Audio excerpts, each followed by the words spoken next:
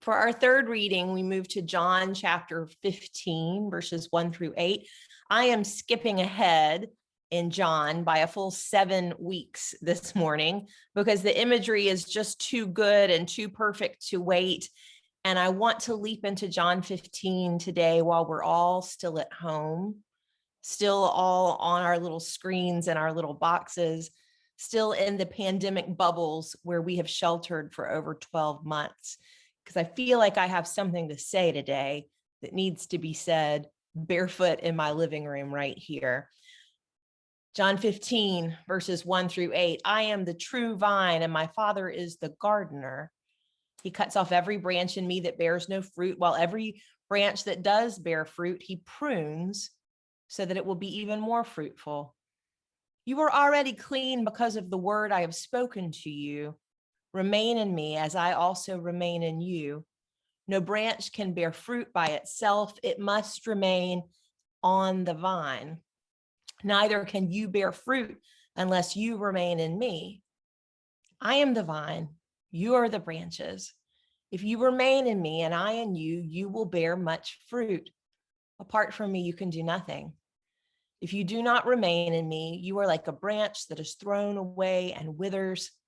Such branches are picked up, thrown into the fire, and burned. If you remain in me and my words remain in you, ask whatever you wish, and it will be done for you. This is to my Father's glory, that you bear much fruit, showing yourselves to be my disciples. And may God bless the reading and the hearing and the living of this word.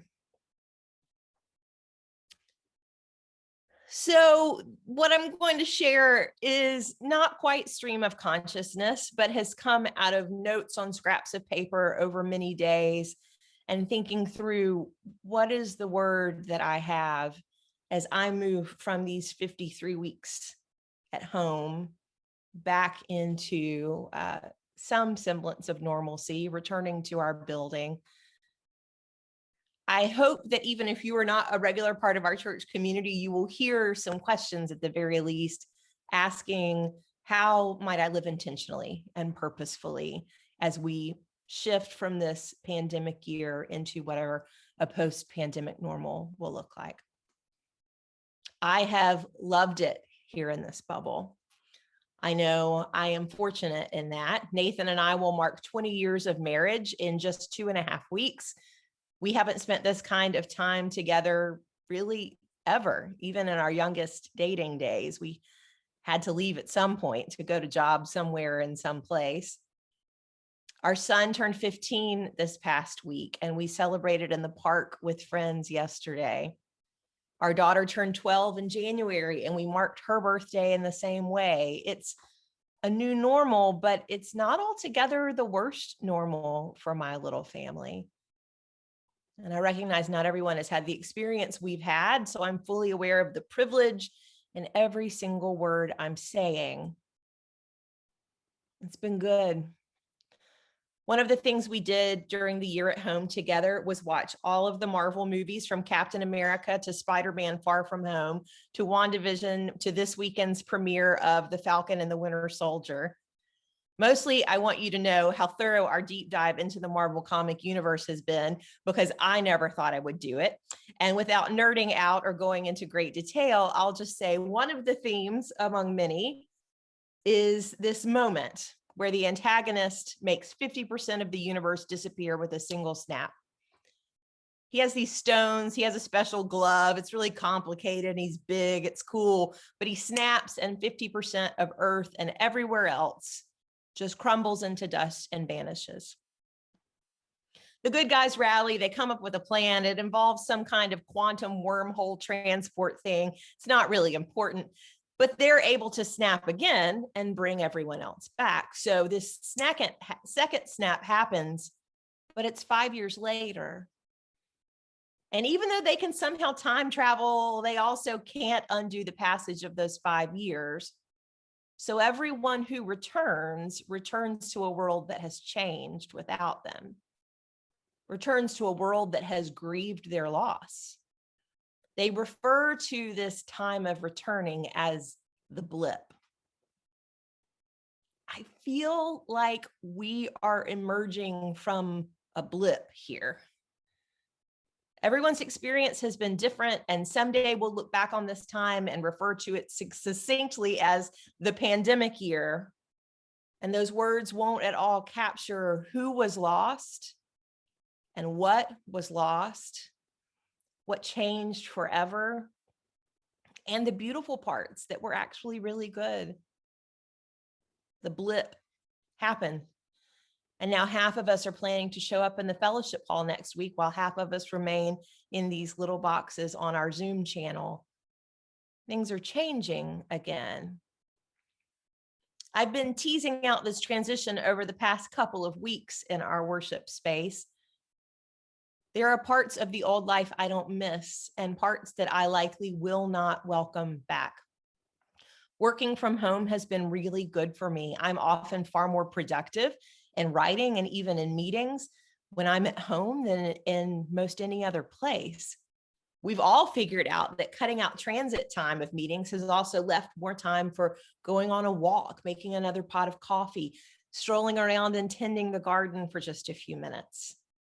And I have found that that flexibility and freedom sustains me in a way that my tired spirit needed. I have been healing in these past 53 weeks. Sitting in the sun is better for me than writing in an office. And so I plan to continue as much of that as I can. But here's the real thing that I have not missed in our pandemic blip. The real thing that we at St. Charles have all known for at least a decade, that has been a drain on our budget and an albatross on our community's proverbial neck. I have not missed the building. Sure, I've missed watching the crepe myrtles and azaleas bloom in the courtyard. I've missed tracking the progression of carnival by witnessing the Japanese magnolias unfurling. I've missed the way light streams in through the sanctuary windows because we're up on the second floor, and the sound of the streetcar rumbling by in the middle of a prayer. I've missed meals around the tables in the fellowship hall with you. But I got to tell you the truth, I haven't missed peeling plaster. I haven't missed leaks. I have not missed Carolyn's daily reports of how yet another line has shown up on the floor because a community partner doesn't value our building the way she does. And so they dragged a chair or a table or a box and made a line that will never be erased. I gave myself months and months of permission to avoid the historic preservation work we began with the National Fund for Sacred Places, because honestly, I was completely and totally overwhelmed after attending that training in Chicago in November 2019. It's daunting. Architects and mold and water and old buildings and fundraising, and the audacity of asking someone what's in their checking account rather than what's in their hearts. It's just not me. It's not who I am. It's not what makes me come alive. I know we're facing decades of deferred maintenance, and the time has come that we must face the conversation about the building, and we must do something about the building. I know this. So the respite I have found in this pandemic year has both nourished my spirit and allowed me to see the way we do church with new eyes. In Leaving Church, a memoir of faith, Barbara Brown Taylor writes, all these years later, the way many of us are doing church is broken, and we know it, even if we do not know what to do about it. We proclaim the priesthood of all believers while continuing with hierarchical clergy, liturgy, and architecture. We follow a Lord who challenged the religious and political institutions of his time while we fund and defend our own. We speak and sing of divine transformation while we do everything in our power to maintain equilibrium. If redeeming things continues to happen to us in spite of these deep contradictions in our life together, then I think that is because God is faithful even when we are not. That's a harsh word. As we begin to emerge from our pandemic bubbles and re-engage life as a congregation, I want to hold to the best of who we have been as a people in the past year. We have met every single week for worship to pray and share and study and learn and center ourselves in truth and love. We have laughed and played and delighted together in happy hours on Wednesday. No agenda, no requirements, no preparation, just being together. And I have watched friendships grow, and I have witnessed your guards dropping as we could relax from our homes and just be ourselves in these little Zoom boxes. I want more of that, please. Can we do more of that together, even when we're in person? I've also spent hours every week, at least since midsummer of 2020, working on the St. Charles Center for Faith and Action. Not just working for the center, but working on it. Alongside Becky Merriweather and Tina Clark and Ryan Harvey and a fantastic board of directors, I have been helping to build this center that came out of planning and discerning that our congregation did in early 2019. If you were with us then, remember back, Kevin Hagan, Tucker Wanamaker, and Brendan Bales came down from DC and spent a couple of very long weekends with us. They're the ones who taught us Zoom. They gave us homework to do and met up with us online. They listened to our passions and interests. They heard us say, we are a congregation of progressive faith and purposeful action. They heard us speak freely and easily about our knack for convening, our organic hospitality of bringing all kinds of people together for meaningful gatherings and vital conversations. They also heard us saying that it wasn't just enough to bring people together to talk about things that matter. We also want to participate in doing good in and for our world. We want impact. But the first weekend with Thrive Impact wasn't where this conversation started.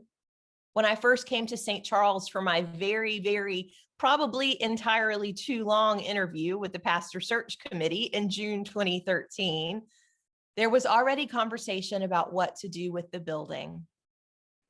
Before I got here, rumors had spread that the trustees were talking with realtors and not being transparent about those conversations with the congregation. That's how rumors get going, get a little kernel of truth and then a whole lot of untruth along with it. Some people wanted to sell, others wanted to stay. And I know from talking with previous pastor Stephen Merriweather that this conversation stretches back at least as long as his tenure. I'm kind of all over the place. This is an unedited stream of consciousness after all. Bear with me. We know who we are as a people. We know what we value and what we love. We know what makes us come alive. We know what inspires us to beauty and grace and equity and justice. And dealing with our enormous old building and its myriad problems just ain't one of our priorities, period. Stick with me. I know I've scared some of you at this point. I'm going to pull all of these pieces back together. Lessons from the pandemic, our work with Thrive Impact, and the National Fund for Sacred Places. A team emerged from our work with Thrive that created the framework for the St. Charles Center for Faith and Action. It would be our missional legacy, we said. In the same way that St. Charles Avenue Baptist Church once contributed to the life of New Orleans Baptist Theological Seminary and the vibrancy of Baptist Hospital, we would infuse our intellect, our curiosity, and our love for neighbors into the center. We established a 501c3 nonprofit and legally named the church as the sole member of the center. That means the church and the center are legally tethered together, though still separate and independent. But the work of the center matters to the life of the church, and we will see that relationship grow even more this year with the hiring of the center's first executive director, who will also work with the church on community engagement. Here's the phrase I want to parse just a bit: our missional legacy. What do we mean when we say the St. Charles Center for Faith and Action will be the missional legacy of the St. Charles Avenue Baptist Church? Your answer may be different from mine. I can't speak for you, and you're all muted right now. So in this moment, I'll tell you what I mean, and then we'll talk about it some more later. Remember a few years back how I was constantly asking us to imagine ourselves 5 and 10 and 15 and even 20 years into the future as we dreamed about ourselves as a church. And I reminded us that it wasn't enough just to think about our church and what we could envision there. We had to age ourselves in this visioning. When I am 50, what does our church look like? When I am 50 and you are 76 or 83 or 97, what does our church look like? When I say the St. Charles Center for Faith and Action will be the missional legacy of the St. Charles Avenue Baptist Church, I mean that I believe the center is likely to outlive our congregation. I don't think I've ever put it that succinctly before in a public forum. So sit with that for a minute and any possible objections you may have to what I'm implying. In 20 years, when I am 63 and you are 89 and 95 and 110, the St. Charles Center is a seed we have planted. And the capital campaign and addressing the needs of our physical campus is part of tending the soil around the center. This work is not just for us. If we're talking about replacing HVAC and mending walls and upgrading the innards of this old, beautiful, sacred place just for ourselves, just for the 37 participants who were on this Zoom call this morning, I know I can't do it. We've had amazing worship and gathered as true community for 12 months without entering that space a single time. We don't need a gigantic building in order to be church together, in order to do good in the world together. And I know I can't muster the energy that's necessary for the work ahead of me if all of that effort is just for us. It has to be for more than just us. Listen to the quote again from Barbara Brown Taylor. All these years later, the way many of us are doing church is broken and we know it. Even if we do not know what to do about it, we proclaim the priesthood of all believers while we continue with the hierarchical clergy, liturgy, and architecture. We follow a Lord who challenged the religious and political institutions of his time while we fund and defend our own. We speak and sing of divine transformation while we do everything in our power to maintain our equilibrium. If redeeming things continues to happen to us in spite of these deep contradictions in our life together, then I think it is because God is faithful even when we are not.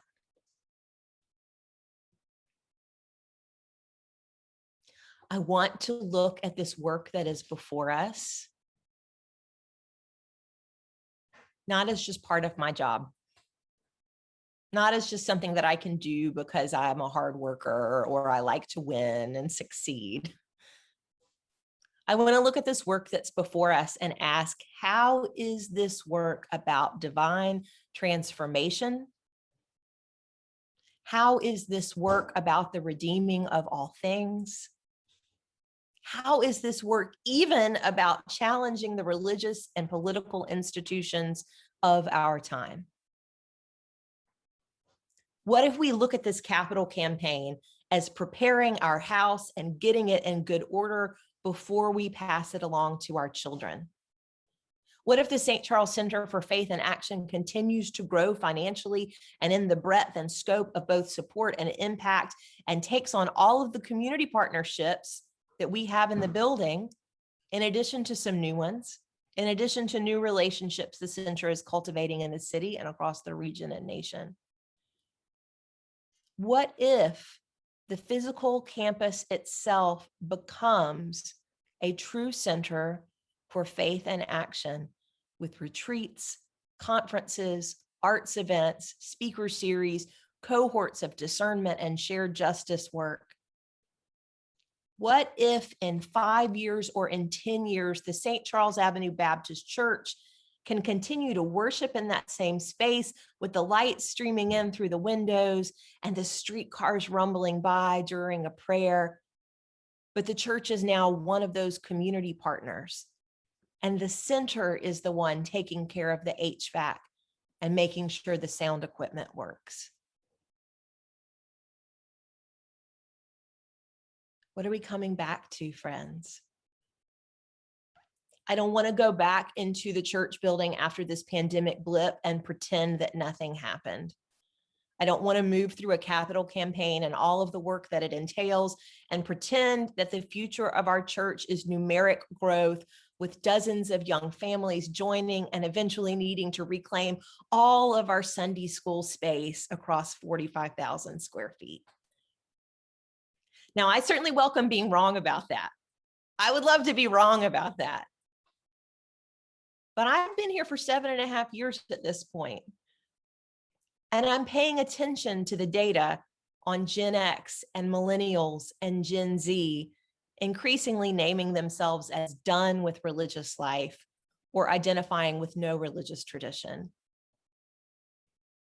I really do think we can choose between working against the trends and shifts in our larger culture and trying to preserve what has been, or embracing where those trends and shifts seem to be taking us. And instead of fearing them, we ride them like surfers ride the waves. I want to rethink how we do church, not just so we are about divine transformation and the redeeming of all things, but so we are really telling the truth. So we are walking with our eyes open. So we are clear about what matters most and what does not. That's why I skipped ahead to John 15 today. Maybe you've forgotten that that's where we started, so I'll give you a refresher. I am the vine, you are the branches. If you remain in me and I in you, you will bear much fruit. Apart from me, you can do nothing.